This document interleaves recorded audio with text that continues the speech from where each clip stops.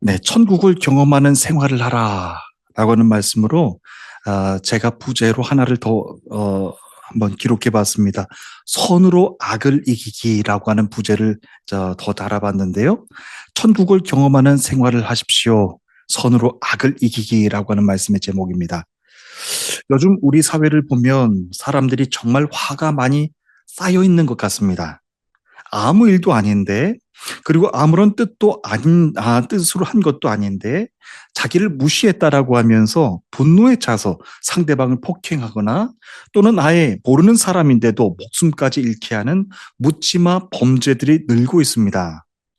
그로 인해서 피해를 입은 사람은 오랜 시간 육체적인 고통 물론이거니와 정신적인 트라우마까지 겪으며 힘든 삶을 살아야 됩니다. 만약 하나님을 믿는 믿음의 사람들 중에 그와 같은 억울한 일을 겪게 된다면 하나님은 과연 그들에게 어떤 위로의 말씀을 주실까요? 언뜻 아무 생각하지 않고 오늘 주시는 말씀을 들으면 오늘 말씀에는 어느 정도 보상은 될 수 있을 것 같습니다. 그 말씀은 눈은 눈으로, 이는 이로 갚으라고 하는 말씀입니다. 예수님께서 하신 이 말씀의 뜻을 언뜻 들으면 내가 당한 만큼 똑같은 강도로 그에게 피해를 주고 복수하라고 하는 뜻처럼 들립니다. 그래서 이 말씀을 듣는 우리 믿음의 성도들은 이 말씀을 들어놓고서는 한 번쯤은 더 생각하고 더 듣게 되는 말씀입니다.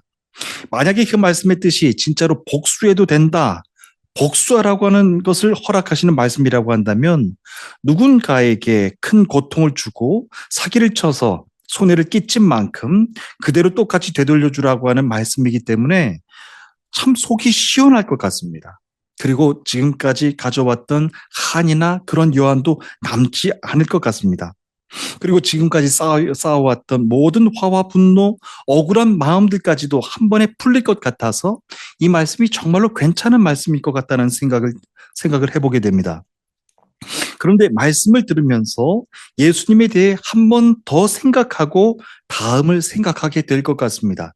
왜냐하면 내가 지금까지 믿어왔던 그리고 생각해왔던 예수님의 모습은 이 땅의 모든 죄인들을 구원하시기 위해서 십자가에서 물과 피를 다 쏟으시고 온전히 죽으심으로 말미암아 우리 인간들 모든 죄인들에게 당신의 사랑과 용서와 평화의 주님으로 오신 예수님으로 나에게 비춰주셨는데 다른 사람도 아니고 우리 주님이 정말 이 말씀 그대로 눈은 눈으로 이는 이로 갚으라고 하는 말씀으로 하셨다라고 하는 것이 맞다면 정말로 이 말씀이 맞을까?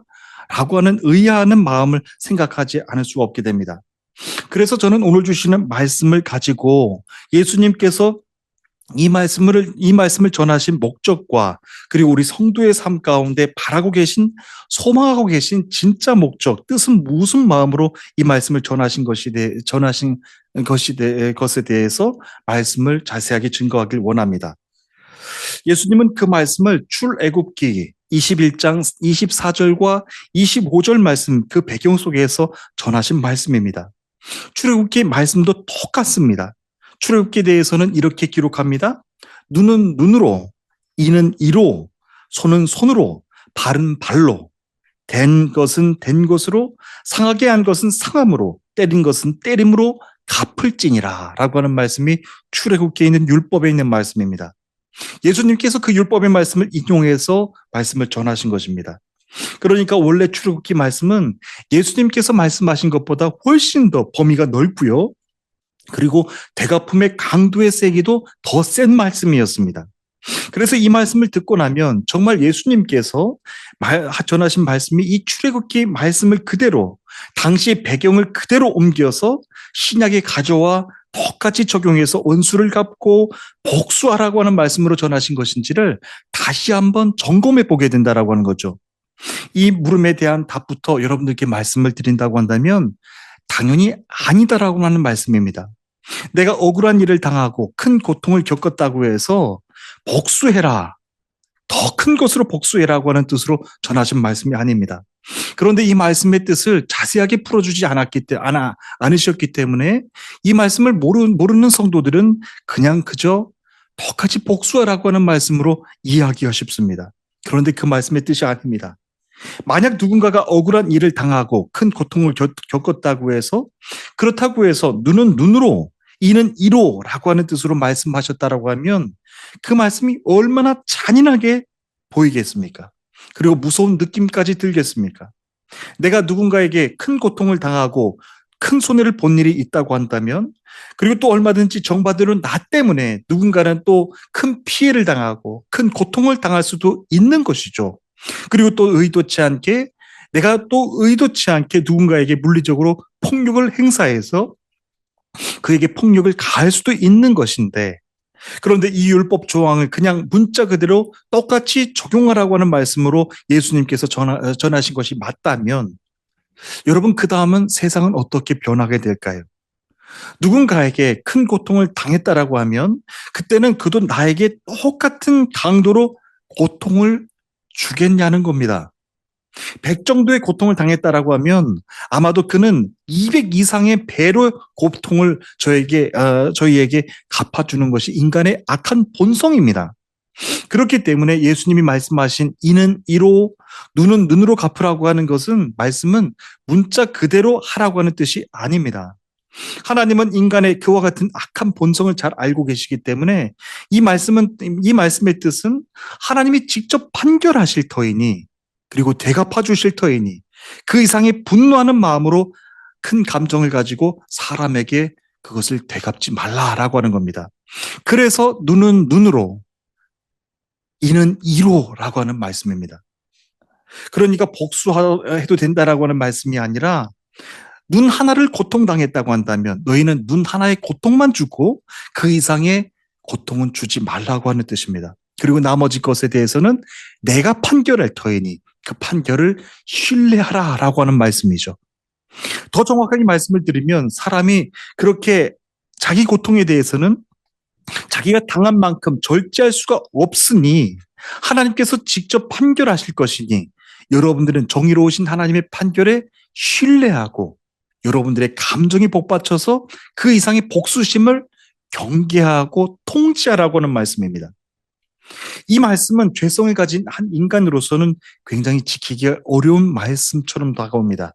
그런데 오늘 주시는 말씀의 본문 위치만 보면 예수님께서 그렇게 말씀하신 이유에 대해서, 그 배경과 의도에 대해서, 그리고 예수님의 마음에 대해서 더 잘 이해하게 됩니다. 예수님이 마태복음 5장에서 7장까지 이 말씀을 구별해서 당신들에게, 제자들에게 주신 말씀이라고 하는 것을 생각해 보면 오늘 이 말씀도 그냥 들을 수가 없는 말씀입니다. 오늘은 원수를 대하는 제자의 신앙적인 태도에 대해서 전하신 것인데요. 이것 또한 마찬가지입니다. 눈은 눈으로, 이는 이로 갚으라고 하는 말은 개인에게 주신 것이 아니라 재판장, 당시 재판장에게 해주셨던 말씀입니다. 그러니까 다른 사람에게 해코지한 사람에 대한 형벌을 정할 때, 재판장 너희들아, 저 사람이 당신의 눈 하나를 상하게 했으니까 당신도 저 사람의 눈 하나만 상하게 하는 판결을 내리게 하라라고 하는 것을 하나님께서 재판장들에게 내리신 명령이었다라고 하는 겁니다. 그런데 문제가 있었습니다. 문제는요, 예수님 당시 바리새인들과 서기관들은 하나님의 마음과는 전혀 상관없이 인간의 복수심이 더 타올르도록, 복수심을 더 불러일으키도록 하는 판결을 내렸습니다. 손해를 당한 사람은 자신에게 해를 입힌 사람에게 보복해도 되는 권리가 있고, 심지어는 보복해야 되는 의무가 있다라고 가르쳤습니다. 당시 재판관들이 이렇게 판결을 내렸습니다. 그러면서 복수는 정당한 것이다, 복수는 해야 되는 의무이다 라고까지 판결을 내렸습니다. 그런데 이것은 하나님의 뜻을 너무나도 잘못 이해하고 적용한 것이죠. 사실 이 율법의 본래 취지는요, 약자를 위해서 만든 하나님의 법입니다. 생명에는 생명으로, 눈에는 눈으로, 이는 이로, 손은 손으로, 발은 발로 상처를 갚도록 한 이 법이 있었으니 겁이 나서라도 남을 함부로 대하지 못하게 하라고 하는 판결, 하나님의 율법 말씀입니다. 특히 강한 사람이 약한 사람을 보면 얼마나 함부로 대하겠습니까? 그런데 함부로 대할 수도 있는데 이 법 때문에라도 그렇게 함부로 대하지 못하게 막아주라고 하는 뜻입니다. 저는 하나님께서 이 율법을 이스라엘 백성들이 애굽을 나와서 약속의 땅으로 들어가는 그 거친 광야길, 출애굽의 과정 속에 주셨다는데 더 큰 은혜를 받게 됩니다. 여러분 한번 이스라엘 백성들이 출애굽하는 그 광야의 생활을 한번 생각해 보십시오. 광야에서 사는 하루도 버티기가 힘든 아주 거친 그리고 그런 힘든 삶이었을 텐데 그렇게 거친 광야의 길을 계속 걸어가면서 이스라엘 백성들 사이에서 갈등이 생기고 분노하는 일이 너무나도 자주 일어나는 거예요. 그렇게 갈등하고 분노하는 일이 생길 때마다 그들의 삶은 정말 조마조마했을 것입니다. 그때마다 힘이 세고 강한 사람들은 약한 사람들을 더 괴롭히고 싸우기도 하면서 결국 약한 사람들이 광야길에서 버티지 못하고 다 죽게 만드는 정말 말 그대로 동물의 세계에서나 볼 수 있는 약육강식의 모습을 이 출애굽의 길 가운데 보여줬을 것입니다. 하나님은 인간의 안에 있는 그와 같은 무서운 복수심, 악한 마음, 강한 자가 약한 자를 그렇게 해하려고 하는 그 악한 본성을 잘 아셨기 때문에 그 구원의 과정이 이 여정 속에서 누구도 함부로 힘으로 대할 수 없도록 혈기로 대할 수 없도록 눈은 눈으로만 이는 이로만 하라고 하는 이 율법 말씀을 주신 겁니다. 그러면서 분노하고 억울한 일을 당했더라고 하더라도 하나님께서 직접 재판하여 주실 터이니 너희는 이 하나님의 판결에 신뢰하며 약속의 길을 끝까지 가며 마치라고 해주신 율법의 본래 취지였습니다. 그런데 예수님은 이러한 의에 대해서 한 걸음 더 나아가라고 말씀을 해주신 것이죠. 이 정도는 서기관들과 바리새인들의 의에 그치는 말씀이고 너희는 더 나은 의에까지도 나가야 된다라고 말씀을 전해주신 겁니다. 그 말씀이 39절 말씀인데요. 이 말씀입니다. 나는 너희에게 이르노니 악한 자를 대적하지 말라라고 하셨어요. 주님은 아예 악한 자를 대적하지 말라라고 말씀하십니다. 내 안에 있는 악한 본성에 따라서 그대로 그에게 복수하지 말라고 하는 뜻입니다. 누군가가 나를 해코지하고자 공격했을 때 분노하는 본성에 따라서 충동이 사로잡혀서 악을 악으로 심지어는 사람을 죽이는 데까지 그렇게 악한 걸로 갚지 말라고 하는 뜻입니다. 주님이 이 말씀을 아주 잘 순종해서 잘 이해했던 사람이 여러분들이 잘 알고 계신 바로 사도 바울이라고 하는 사람입니다. 바울은 로마서 12장 17절 이하에서 이렇게 전합니다. 아무에게도 악을 악으로 갚지 말고 모든 사람 앞에서 선한 일을 도모하라. 할 수 있거든 너희로서는 모든 사람과 더불어 화목하라. 내 사랑하는 자들아 너희가 친히 원수를 갚지 말고 하나님의 진노하심에 맡기라. 기록하였으되 원수 갚는 것이 내게 있으니 내가 갚으리라 주께서 말씀하셨느니라 라고 전했습니다. 똑같은 율법의 말씀인데 바리새인들과 서기관들이 해석했던 것과 너무나도 다르죠. 사도 바울은 십자가 아래서 그 십자가의 은혜를 충만하게 경험했던 사람이었기 때문에 이 말씀이 이해가 됐던 거예요. 너희 앞에서 선한 일을 도모하라. 할 수 있거든 너희에게서는 모든 사람과 더불어 화목하라. 어떻게 해요? 십자가 아래서 그 십자가의 은혜를 경험했기 때문에 이 말씀을 전할 수가 있는 거예요. 그런데 십자가의 은혜를 경험하지 못한 바리새인들은 그냥 악을 악으로 갚으라고 말씀을 전했던 것이죠. 지금 억울하고 괴롭고 약이 오르고 분통이 오르는 상황인데도 친히 원수를 갚지 말고 하나님께서 그 일을 행하실 수 있도록 하나님께 그 일을 맡기고 너희들은 할 수 있거든 서로 화목하라 라고 전하는 말씀입니다. 하나님의 판결을 신뢰하라 라고 하는 말씀이죠. 인간은 자신이 억울하고 분한 일을 당했을 때 하나를 받았으니 똑같이 하나를 되갚아 줄 수 있는 그런 존재가 아닙니다. 인간 안에 있는 악한 감정이 있기 때문에 내가 하나를 받았으니 너에게는 2배로 갚아준다 라고 하는 것이 인간의 악한 감정입니다. 그런데 그것을 하지 못하게 율법으로 만드신 것이죠. 그래서 하나님의 판결을 신뢰하고 그분께 온전히 맡기라 라고 하는 겁니다. 그러면서 바울은 오히려 이와 같은 말씀을 더 깊이 나갑니다. 내 원수가 둘이거든 먹이고 목마르거든 마시게 하라. 그리함으로 내가 숯불을 그 머리에 쌓아놓으리라 라고 하는 말씀을 전했습니다. 여기서 숯불을 그 머리에 쌓아놓으리라 라고 하는 이 말씀의 뜻이 굉장히 중요한데요. 사도 바울이 이 말씀을 기록했을 당시에는 불이 굉장히 귀했던 시기였습니다. 그 때문에 불이 꺼지면 이웃이 음식을 할 수도 없고 이웃이 따뜻하게 몸을 대할 수도 없기 때문에 이웃에게서 불을 가져올 때는 도자기 같은 것을 머리에 메고 그것을 가져왔어야만 했습니다. 이것은 여러분들이 가능한 할 수 있는 만큼 원수에게도 선을 베풀 수 있을 때 그에게 선을 베풀라, 잘해주라고 하는 뜻입니다.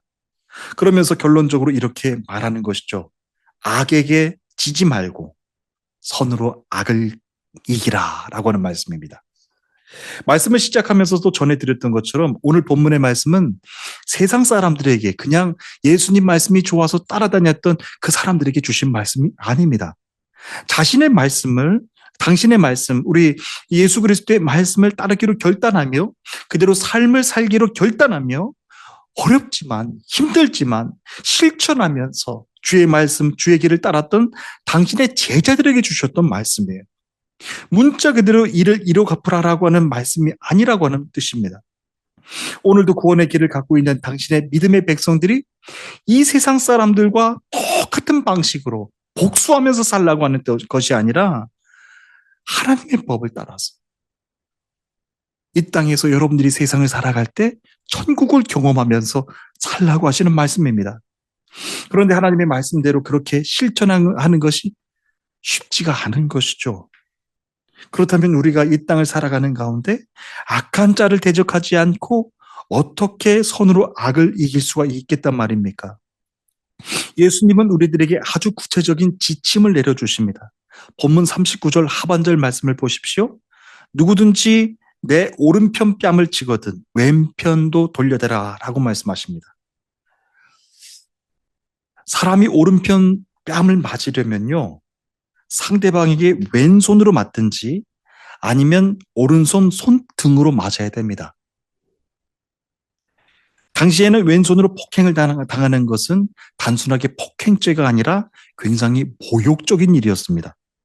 단순하게 폭행을 당했다라고 하는 뜻이 아니라 상대방에게 가장 심한 인격 모독을 당했다라고 하는 뜻입니다. 이렇게 상대방의 얼굴을 치는 거예요. 그것도 손등으로 사람을 친다라고 하는 것은 고통을 주는 목적보다는 굉장히 심한 모욕적인 일이었습니다. 굴욕감을 주는 일이었습니다. 그런데 예수님은 말씀하시기를 오른편을 맞으면 왼쪽 뺨도 돌려대라고 말씀하시는 거예요. 어떻게 이것이 가능하겠습니까? 그런데 오른뺨을 맞을 때 왼뺨까지 돌려대라고 하는 이 말씀의 핵심도 문자 그대로 하라고 하는 뜻이 아닙니다. 이 말의 실예를 드는 말씀이 여기에서 이제 나옵니다. 예수님이 십자가에 못 박혀 당시 최고 극형이었던 십자가형을 받으셨던 이유가 있으셨습니다. 그것은 예수님이 신정 모독을 했다라고 하는 이유였었는데 예수님을 처형하기 위한 공예가 불법적으로 밤에 그것도 대제사장의 개인의 집들에서 그 공예가 열리고 재판을 받으신 것인데 거기서 한 사람이 예수님의 뺨을 치는 그런 사건이 일어납니다. 여러분들도 기억하시죠? 그때 예수님은 다른 뺨도 돌려달라고 말씀하시지 않으셨습니다. 그때 예수님께서 이렇게 말씀하셨죠. 네가 무엇을 잘못했는지 정확하게 이야기하라 라고 하는 말씀을 하셨습니다. 그러면서 왜 때리느냐라고 말씀하십니다. 항의하기 위해서 말씀을 하셨습니다. 그러니까 이 말씀은 문자 그대로 신성 모독을 하는 사람들에 대해서 여러분들에게 인격 모독을 하는 사람들에 대해서 똑같이 인격 모독하는 것처럼 그렇게 복수를 하라라고 하는 뜻이 아닙니다. 그것은 오직 자기만 중요하고 사람들에게는 어떤 모독감도 아주 거리낌 없이 행하는 세상 사람들과는 다르게 행동하라고 하는 뜻입니다. 그러니까 악한 일을 당하면 똑같은 방식으로 인격 모독을 하는 것처럼 여러분들도 손등으로 그 사람을 치며 모독하라 하는 뜻이 아니고요. 세상 사람들이 하는 것과 같은 똑같은 방식으로 악을 악으로 갚지 말라고 하는 뜻입니다. 특히 왼쪽 손등으로 오른쪽 뺨을 맞는다라고 하는 것은 굉장히 인격적인 모독인데 그대로 갚아주라고 하는 뜻이 아니고 사랑으로 그를 대하라고 하는 뜻입니다. 여러분들은 지금까지 살면서 가정에서 그리고 직장에서 여러 사회생활을 하시면서 인격 모독을 당하신 적이 많으실 것입니다. 상황은 사람들마다 매우 다양할 것이지만 그렇게 인격 모독을 당했을 때 어떻게 예수님이 말씀하신 대로 그렇게 할 수가 있을까요? 굉장히 쉽지 않은 문제입니다. 그런데 그것을 받았을 때 똑같이 복수하겠다라고 하지 말라고 하는 것이 오늘 예수님 말씀의 핵심입니다. 그리고 40절 말씀에서 이렇게 전합니다. 또 너를 고발하여 속옷을 가지고자 하는 자에게 겉옷까지 가지게 하라 라고 하는 말씀을 전하십니다. 예수님은 이 말씀을 하시면서 하나의 예를 들으셨는데 누군가가 고발해서 속옷을 달라고 고발했을 때는 겉옷까지 주라라고 하십니다. 유대인들에게는 속옷과 겉옷 모든 것이 다 중요했지만 무엇보다도 겉옷이 더 중요했습니다. 근데 그 시대 사람들은 대부분 겉옷 하나만 입고 있었거든요.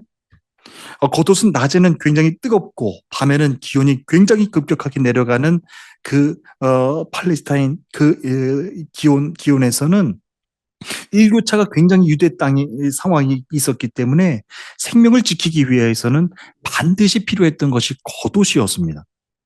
그 때문에 아무리 큰 잘못을 저지른 사람이라고 할지라도 그의 생명을 해할 수 있는 겉옷까지는 빼앗지 말라고 말씀하신 겁니다.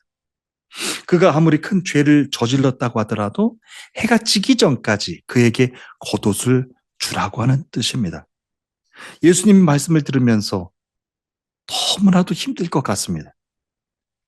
그런데 예수님께서 이 말씀을 산상수훈 말씀으로 전해주셨다는 것에 우리가 다시 영적인 부담감을 가질 필요가 있는 거예요. 예수님은요, 오늘 여러분들도 다 이 말씀의 자리 가운데 초청하시는 거예요. 세상에 뭇 사람들처럼 살지 말아라. 하나님의 말씀을 들을 때도 그냥 건성으로 듣고 건성으로 잊어버리고 살아가는 세상 사람들과 같이 살지 말아라. 하나님의 말씀을 듣고 지키는 것, 행하는 것이 힘들더라도 한번 지키고 행해봐라. 그것이 신앙생활의 참 기쁨이고 바로 그렇게 신앙생활을 했을 때 영적인 축복과 영적인 기쁨이 거기에 있으니 어려워도 한번 해보라 라고 하는 말씀입니다. 그러면서 41절 말씀을 전하십니다. 또 누구든지 너로 억지로 오리를 가게 하거든 그 사람과 심리를 동행하라 라고 하십니다.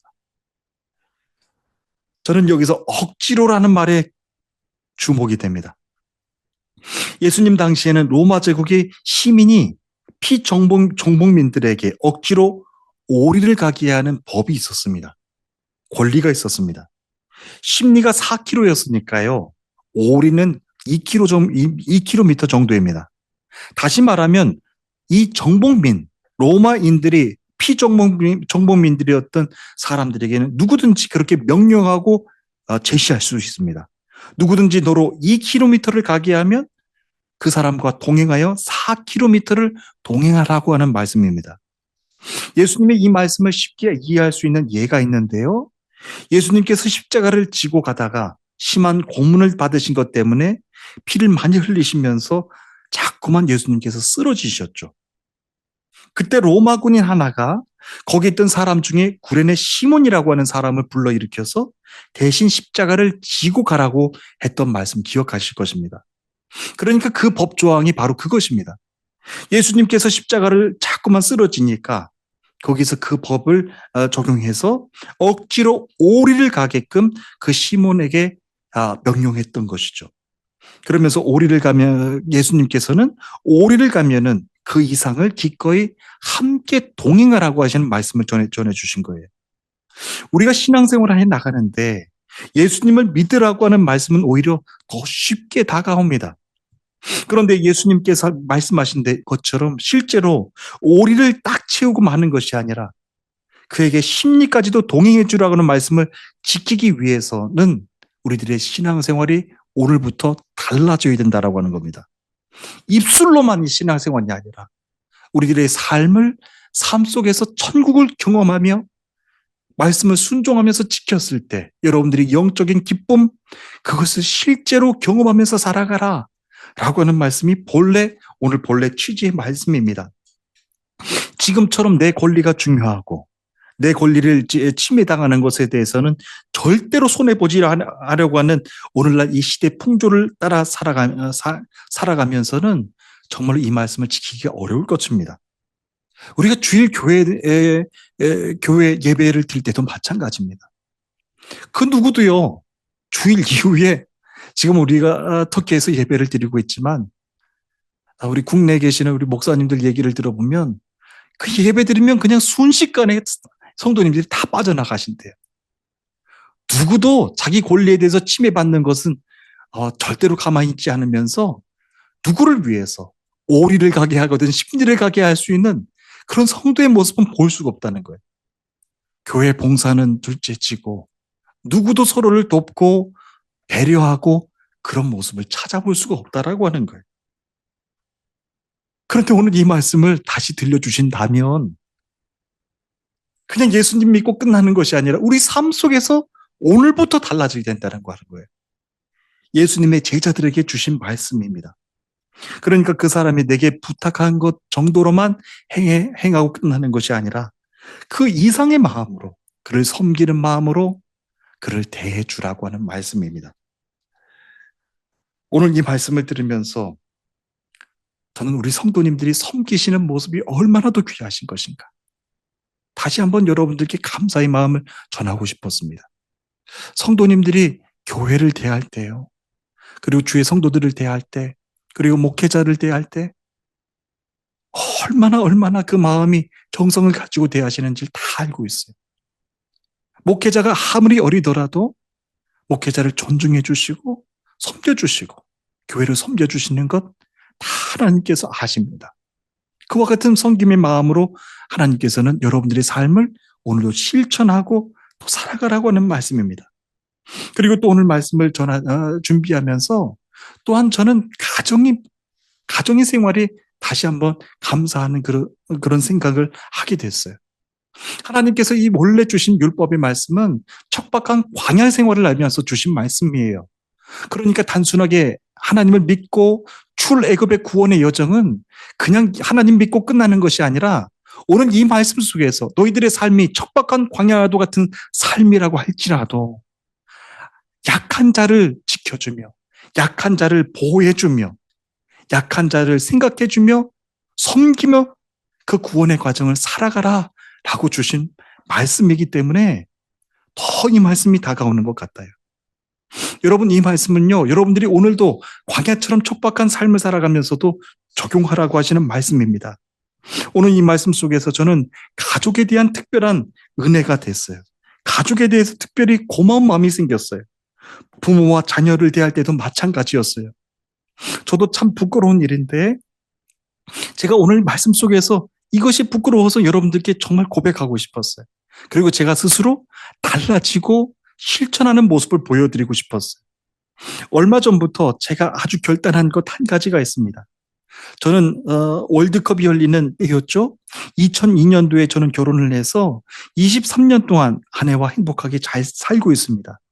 그런데 가만히 하루의 생활을 돌아보니까 아내만 절대로 해야 되는 의무가 없는데 식사를 준비하는 것부터 설거지와 빨래, 방 청소 모든 일을 20년이 넘도록 아내가 아무 말도 하지 않고 섬겨주고 있는 모습을 보게 되는 거예요.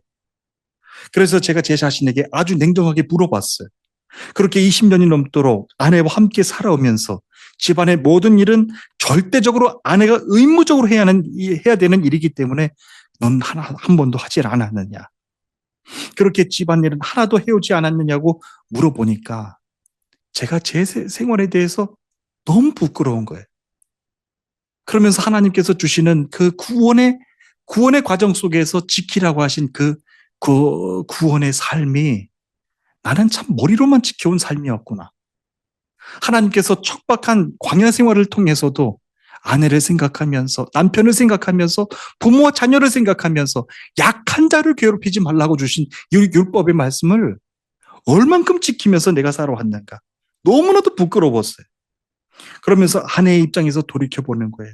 아내 입장에서 보면 나만 왜 의무적으로 이 일을 해야 돼? 아내 입장에서는 충분히 억울할 수도 있었던 그런 삶이었던 것 같아요.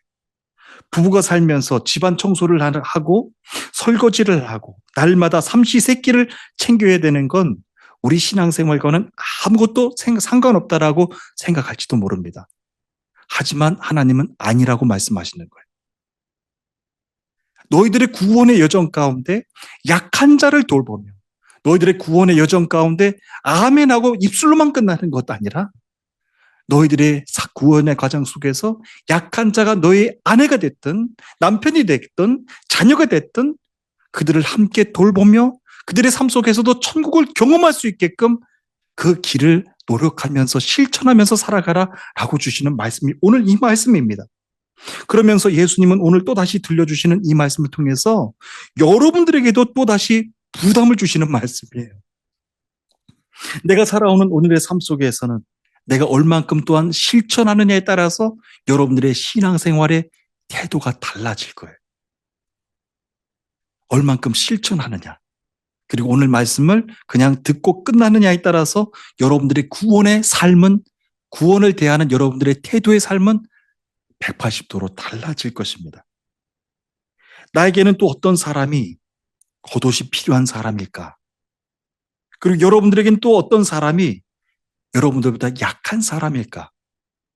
그래서 그 사람을 항상 먼저 대하고 섬기는 마음으로 살아오라고 하는 말씀입니다.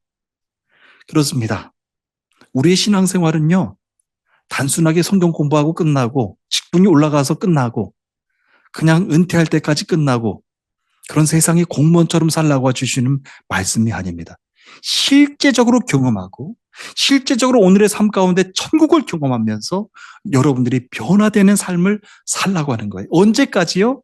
예수님 오시는 그날까지, 가나안 땅 밟는 그날까지, 언약의 땅 밟는 그날까지 아내를 섬기며 남편을 섬기며 부모를 섬기며 자녀를 섬기며 그렇게 천국을 실제로 경험하면서 살아가라고 하는 말씀이 바로 오늘 이 말씀이라고 하는 거예요. 저는 이제 한 주간의 여러분들의 삶도 축복합니다. 저는 바라기는, 소망하기는 오늘 들려주시는 말씀이 그냥 여러분들 예수님을 따라가는 무리들에게 주신 말씀이 아니라 당신의 말씀을 듣고 실천하기로 결단한 당신의 제자들에게 주셨던 말씀처럼 성도님들에게도 그와 같은 마음으로 주신 줄 믿습니다. 우리 성도님들 이 말씀을 듣는 가운데서 한 주간의 삶이 달라지시기를 바라고 이제 한 주간을 보내는 가운데서도 남편 때문에 억울한 아내가 없어야 됐잖아요. 아내 때문에 억울한 남편이 없어야 됐잖아요. 부모 때문에 억울하고 상처 입은 자녀가 없어야 됐잖아요.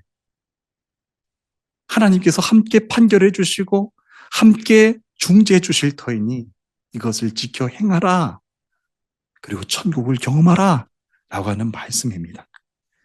한 주간 동안의 여러분들의 삶이 이제 달라지시기를 바라겠고 나 혼자의 힘으로는 할 수 없습니다. 주님, 성령님 함께 개입해 주셔서 딱딱하게 굳어있는 내 마음을 녹여주시고 딱딱하게 상처로 굳어있는 우리 아내의 마음을 주님께서 녹여주시고 우리 부모님 마음을 녹여주시고 정말로 척박한 강야 같은 이 세상이지만 주님의 말씀을 실천하며 천국을 경험하며 살아가는 우리 기쁨의 신앙생활 되기를 원합니다. 라고 하면서 우리 믿고 우리 따라나가는 한 주 되시기를 주님의 이름으로 축복합니다. 우리 다 함께 기도하시겠습니다.